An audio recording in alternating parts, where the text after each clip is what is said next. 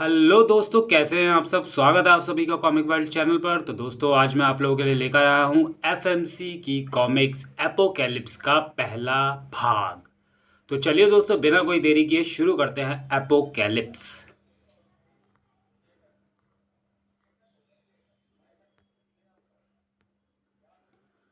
इंसान विधाता की बनाई हुई सबसे शानदार रचना, जीवों में सबसे बुद्धिमान प्राणी। इंसान अपने स्वभाव के अनुसार सर्वप्रथम खतरे को ही खत्म करता है।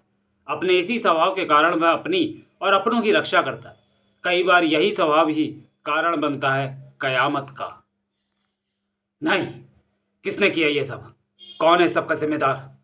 तुम तुम हो इसके जिम्मेदार। तुमने किया है ये सब।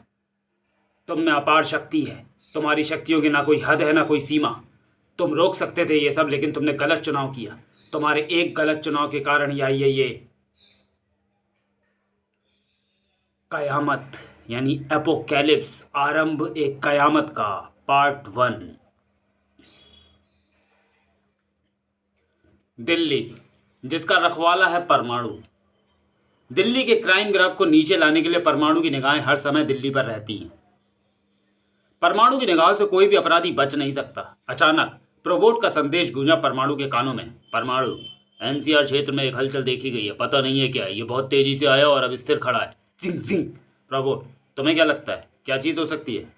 कुछ भी हो सकता है। कोई छोटा विमान या तुम्हारी तरह कोई उड़ने वाला मनुष्य था, या फिर कोई अत्याधुनिक मिसाइल जैसे। ठीक है, मैं देखता हूँ, मुझे वहाँ की लोकेशन दो। प्रोबोट की बताई लोकेशन पर पहुंचकर चौंक गया परमाणु। मैं इसे जानता हूँ प्रोबोट, इसके बारे में सिर्फ सुना है पर कभी इससे मिला नहीं। लेकिन ये यहाँ किस लिए आया है, इसका पता लगाता हूँ। कौन है वो? ये है आयरन मैन। तुम आयरन मैन हो ना, वो मशहूर साइंटिस्ट टोनी स्टार्क? हाँ, भारत में तुम्हारा स्वागत है। और तुम हो वंडरमैन परमाणु? बिल्कुल ठीक पहचाना। भारत में आने की कोई खास वजह? वजह जानने का भी समय नहीं आया परमाणु। फिलहाल तो मैं तुमसे यहाँ लड़ने आया हूँ, ये जानने के लिए कि हम दोनों में से कौन ज़्यादा ताकतवर है। पर किस लिए? तुम्हारे बारे में सुना है कि तुम मजाक अच्छा कर लेते हो, आज देख भी लिया। इतने में ही आयरन मैन ने परमाणु पर हमला कर दिया। माफ़ करना परमाणु, ये ज़रूरी है। अब इस दुनिया को खत्म होने से केवल तुम ब्रह्मांड रक्षक ही रोक सकते हो। बस मेरा ये प्लान कामयाब हो जाए। अब तुम्हें पता लग ही गया होगा कि ये मजाक तो बिल्कुल नहीं था। तुम्हारे बारे में ये भी सुना है कि तुम बहुत घमंडी हो, और वो दिख भी रहा है। अब इस घमंड को तो तोड़ना ही पड़ेगा। अब वार करने की बारी परमाणु की थी। एक ही वार से आयरन मैन को परमाणु की ताकत का एहसास हो गया। ओह, जितना सोचा उससे ज्यादा पावरफुल है ये। गलत बात परमाणु, मेहमानों के साथ ऐसा सलूक नहीं करते। मेहमान बनकर आते तो भारत का आतिथ्य कभी भुला नहीं पाते, लेकिन तुम दुश्मन बनकर आए हो, और दुश्मन पर कहर बनकर टूटता है परमाणु। परमाणु के वार से आयरन मैन कई इमारतों को धराशायी करता चला गया। आह, डायलॉग अच्छा मार लेते हो। तो मैं एक मौका देता हूं, यहां से चुपचाप चले जाओ, इसी में तुम्हारी भलाई है। मेरी दो बातें ध्यान से सुनो। पहली ये कि मैं यहां से जाने के लिए नहीं बल्कि ले जाने के लिए आया हूं, और दूसरी ये कि मुझे धमकी देने वाले बिल्कुल पसंद नहीं। आयरन मैन का ये वार बहुत शक्तिशाली था। ये क्या ले जाने की बात कर रहा है? महायुद्ध का ऐलान हो चुका था। अब मैं तुम्हें एक नहीं दो मौके देता हूं। हार मान लो या अंजाम भुगतो। एक जंग यहां शुरू हो चुकी थी और एक जंग शुरू होने जा रही थी दिल्ली के ही एक अन्य स्थान पर, जहां अपने प्यारे शहर पर नजर रखे हुए था देशभक्त डिटेक्टिव तिरंगा, जो बेखबर था आयरन मैन और परमाणु की भिड़ंत से, और अपनी भी होने वाली भिड़ंत से, जो थी कैप्टन अमेरिका से। स्टीव रोजर, जो एक प्रयोगशाला में हुए प्रयोग की बदौलत एक आम इंसान से ज्यादा ताकतवर और फुर्तीला हो गया और बन गया कैप्टन अमेरिका। तो ये है तिरंगा। मुझे इसके सामने से ऐसे निकलना है कि इसकी नज़र मुझ पर पड़े और मुझे ये गलत समझे, ताकि वो योजना पूरी हो सके जिसके लिए हम यहाँ आए। हालांकि ये गलत है, पर हम भी मजबूर हैं। ये कौन है जो चोरों की तरह ऐसे जा रहा है? रुको कैप्टन अमेरिका, कैसे पहचाना मुझे? तुम्हारी शील्ड और ड्रेस से। अब ये बताओ, तुम भारत में क्या कर रहे हो? जाहिर है छुट्टियां मनाने तो आए नहीं हूँ। मैं यहाँ एक खास काम से आया हूँ, इसलिए मेरे रास्ते में मत आओ तिरंगा।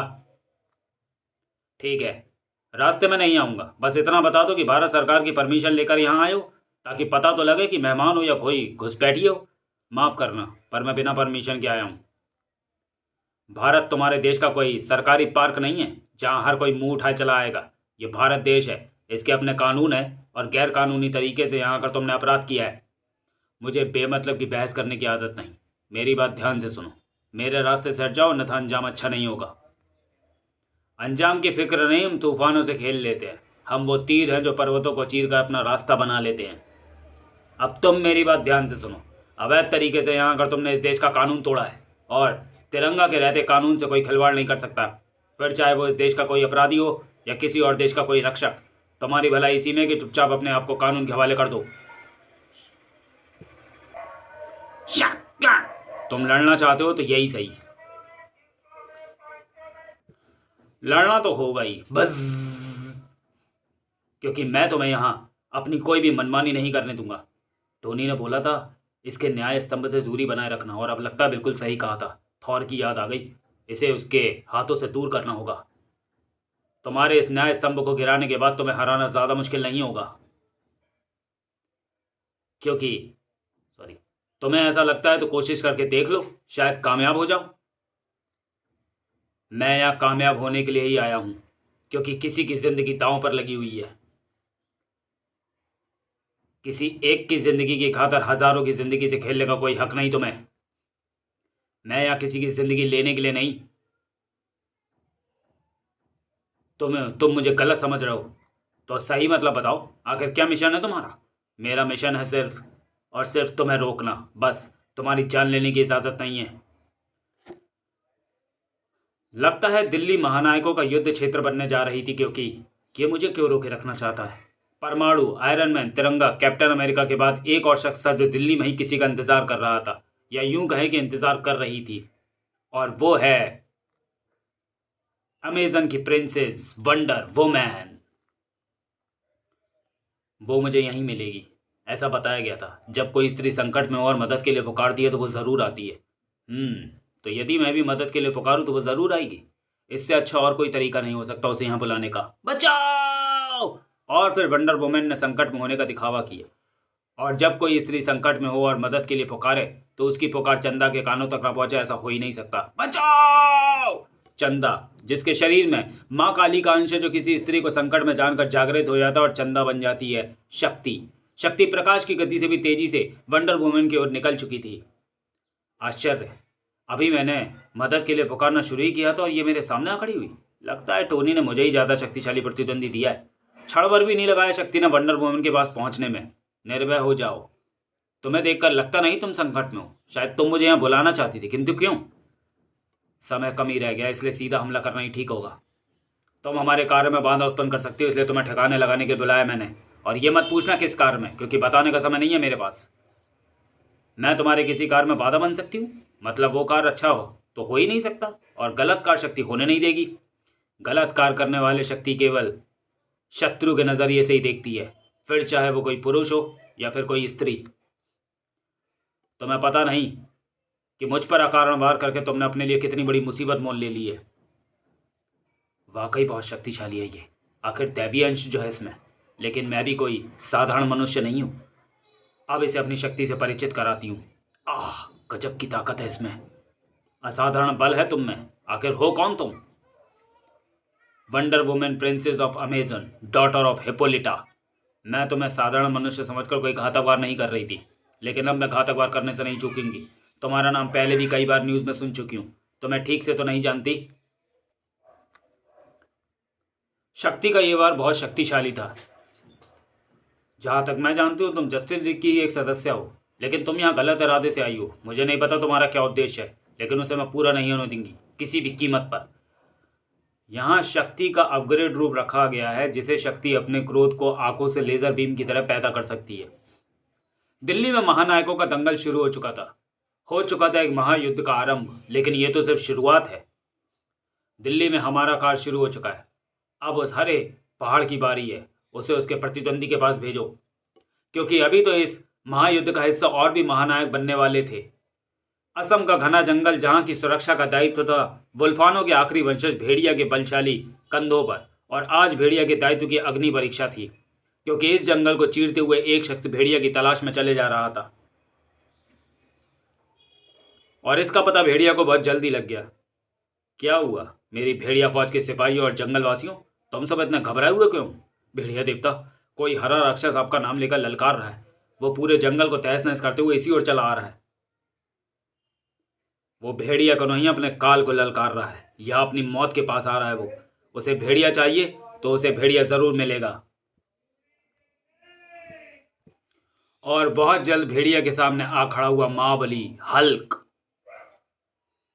हे भेड़िया देव, ये क्या बला है? हल्क भेड़िया को फोड़ेगा और भेड़िया तुझे फाड़ेगा। यह बहुत ताकतवर लगता है, लेकिन ये मुझसे लड़ने क्यों आया है? आखिर इसने भेजा होगा इसे, आखिर किसने भेजा होगा इसे? पहला वार हल्क ने किया। हल्क भेड़िया को फोड़ेगा पर जान नहीं लेगा। भेड़िया कोई पटाखा नहीं जो तू फोड़ देगा। भेड़िया तो इस जंगल का जल्लाद जो तुझे चीर डालेगा। बाल बाल बजा भेड़िया हल्क के शक्तिशाली वार से। हल्क ज्यादा ताकतवर, वो तो मुझे भी लग रहा है। भेड़िया बच्चों को जैसे मारना हल्क से सीखो। अब ये मुझे गुस्सा दिला रहा है, भाग। भेड़िया भूखे भेड़िए की तरह टूट पड़ा हल्क पर। भेड़िया युद्ध कौशल का अच्छा परिचय दे रहा था, लेकिन उसे नहीं पता कि यह हल्क है जिसे ऐसे वारों से कोई खास फर्क नहीं पड़ने वाला था। भेड़िया ने एक चट्टान का टुकड़ा उठाकर हल्क पर फेंक दिया। लगा लिया तुमने अपना पूरा जोर। हल्क के लिए वो तिनकों के समान थी। अब हल्क की बारी। हल्क का वार बहुत शक्तिशाली था। हल्क के आगे भेड़िया कुछ भी नहीं। अगर मैंने अभी कुछ नहीं किया तो जल्दी मैं मारा जाऊंगा। मुझे इसकी कोई कमजोरी ढूंढनी होगी। सच में भेड़िया को कुछ करना ही होगा। हल्क है भेड़िया कुछ नहीं। क्योंकि हल्क कहर बनकर टूट पड़ा भेड़िया पर। हल्क के ताबड़तोड़ प्रहारों से भेड़िया अत्यधिक घायल हो गया। भेड़िया को अधमरा समझ हल्क जाने लगा। टोनी गलत, भेड़िया कमजोर निकला, खेल खत्म हुआ।